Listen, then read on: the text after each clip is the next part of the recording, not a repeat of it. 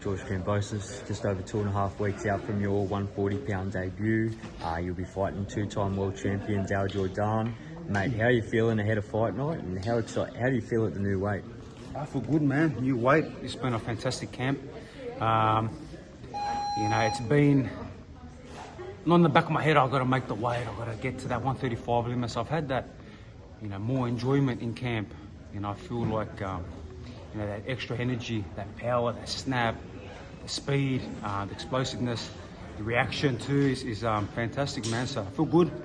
Looking forward to fighting another former world champion, since 2019, who's always been champion after champion after champion. He's a two-time IBA world champion, he's WBA world title challenger. 8 straight back-to-back on March 22nd.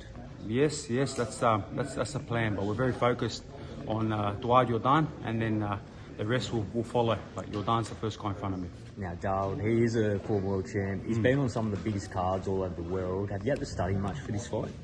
I studied a little bit of him. I know his style. Thanks, Anton.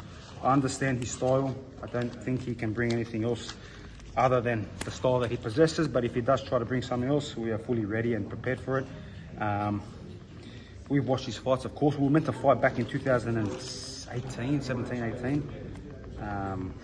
We went to fight back then. Actually, maybe even 17 we were supposed to fight. And so I watched him back then. And again, his style hasn't changed. So yeah, we're ready for whatever he brings. But like I said, I've been in, you look at the guys I've been in there with, from the Lopez style to the Selby style to the Bay to the Ogilvy and Barlas and obviously the Haney's and Lomachenko's and even the users. We've been in with all different styles. So whatever he brings to the table, we're ready.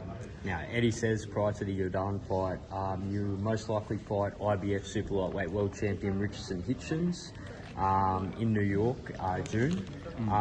What's your thoughts on that? It's exciting. It's motivating because, like I said before, it's an unofficial world title eliminator. You don't win this fight, you get nothing. Where do you go after this?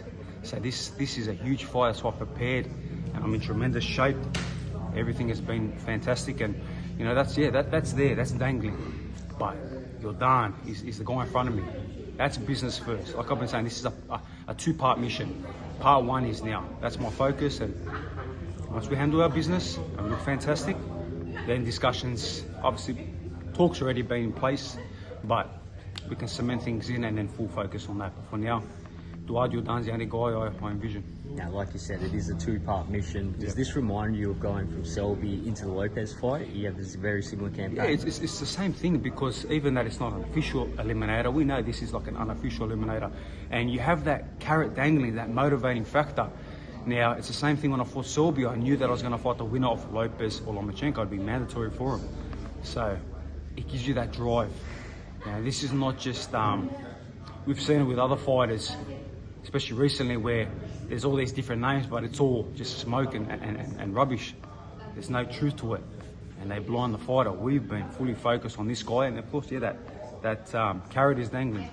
Now, as a fighter, does it help you knowing what's potentially coming next, and does it give you added motivation to get it done on March 22nd?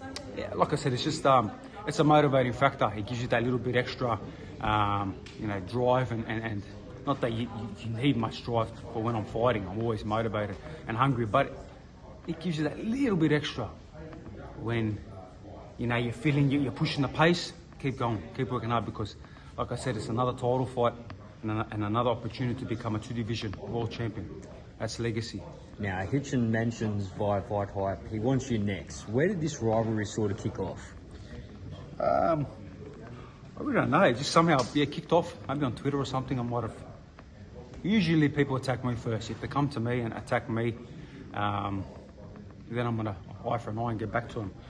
I'm a pretty chill guy. I've got a lot of other, focuses. When I'm not obviously training hard and in the office, in the gym, I've got other things going on in my life.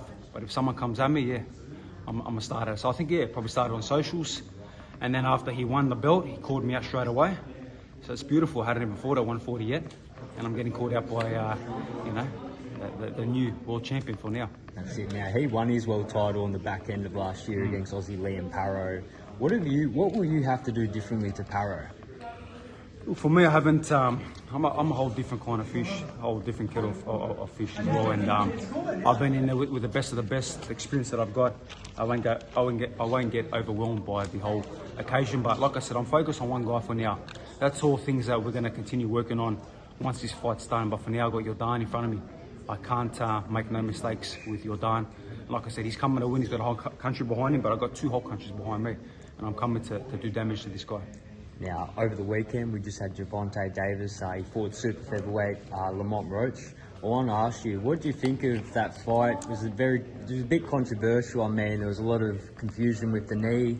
I just want to know your thoughts on that fight. Yeah, well, I just finished doing my Sunday recovery in the ice bath, in the saunas, and then just caught the fight. So nice and relaxed, got to enjoy watching the fight, but it was a little bit too relaxing because there wasn't much action in the fight, and I nearly fell asleep until obviously Lamont started really, putting the pace on him, and we could see it was a tremendous performance by Lamont Roach. I've got to give him respect. I didn't think he was going to be able to do that, but he was saying he was confident, and I love that confidence about him. And fantastic job.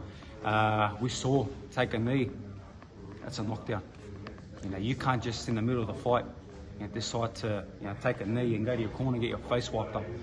Every time I've been split open, in literally every fight, I should be able to do the same then and get away with it. It's not fair. I think every judge in that round gave it a 10-9 to Tank as well. So I believe, I'm not sure, but that's what I heard. I've got to look back at it. And by that and the 10-8 round, Lamont is a clear winner. So he missed out on millions. It is what it is. Do you think they'll try overturn the decision? I don't think they're going to overturn it. I think there's too much power behind the scenes for them to overturn it and put that blemish on Tank's record. But I think they should do it again. Now, Tank, he was calling you out. What would you think would be next for Tank after this fight? I mean, he's just had a draw, lost a lot of stock, I'd say. What would he have to do to rebuild his career? Yeah, look, he's probably got to go back to that fight, I think. Yeah, I think that's the logical, way to go. There was a lot of back and forth between me and him throughout the week. He said some stuff. I didn't respect the way he came across and said it. Disrespected a guy that's fought 3 pound-for-pounders in 2.5 years, while he hasn't fought anything close to the guys I've fought. So then we go back to the whole, okay, we saw how you looked on the weekend. What if that was Lopez in there, or Haney in there twice, or Lomachenko in there? Do you reckon he wins any of them fights? It's probably game Probably over. not. So he's calling me out about my losses. Fuck, what would you done? Because we saw you on the weekend. Yeah, you're a puncher, but when Lamont stood to your shots and kept coming and hurt you and then pushed you on the back foot, we saw what happened. So I don't know. Whatever way they want to go. Like I said, I'm focused on my plan. Yordan March 22 in a good fight, and then we got that title dangling. Too easy. Thank you, Tom George. Thanks, bro.